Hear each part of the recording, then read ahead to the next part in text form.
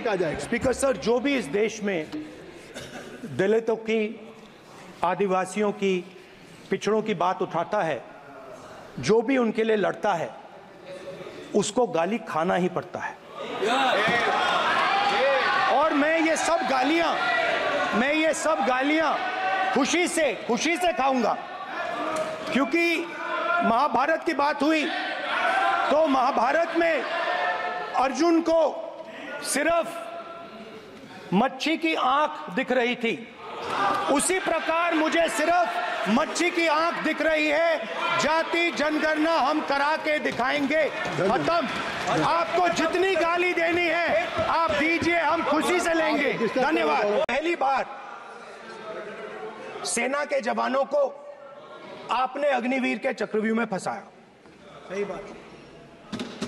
इस बजट में अग्निवीरों के पेंशन के लिए 1 रुपया नहीं है।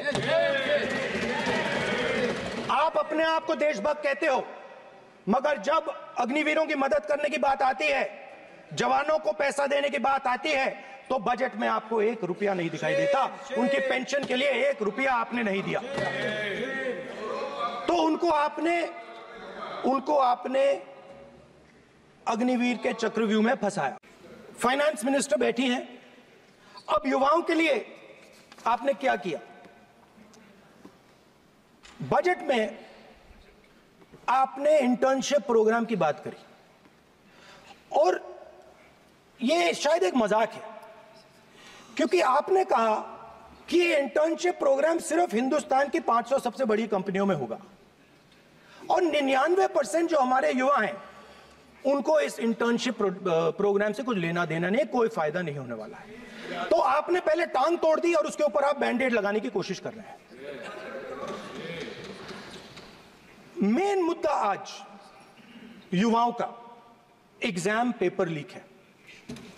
जहां भी हम जाते हैं, आपने बेरोजगारी का चक्रव्यूह बना दिया इनके लिए, और जहां भी हम जाते हैं वो कहते हैं देखिए बेरोजगारी है मगर पेपर लीक भी होता है।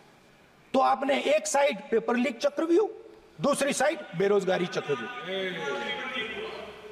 पेपर लीक मैं आपको बताता हूं 10 साल में 70 बार हुआ है। अगर आप जानना चाहते हैं 10 साल में 70 बार हुआ है। तो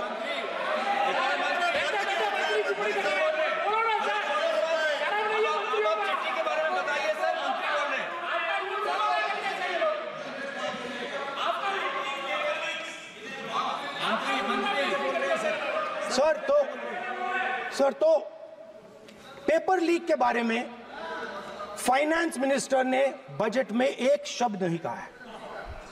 युवाओं के लिए पेपर लीक सबसे जरूरी मुद्दा है, उन्होंने एक शब्द नहीं कहा है पेपर लीक के बारे में।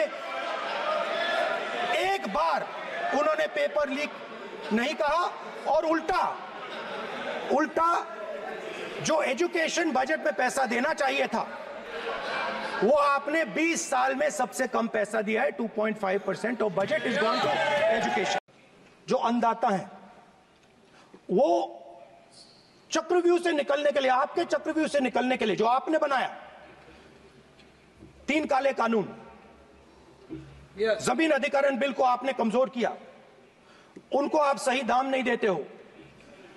इस चक्रव्यूह से निकलने के लिए उन्होंने आपसे सिर्फ एक चीज मांगी है, 2 चीजें नहीं मांगी है, सिर्फ एक चीज मांगी है। उन्होंने कहा है कि हमें लीगल गारंटीड एमएसपी दे दें।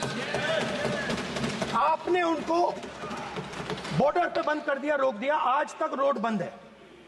आप उनसे बात करने को तैयार नहीं है। वो यहां आए, मुझसे मिलने आए, आप उनको अंदर नहीं आने दे रहे।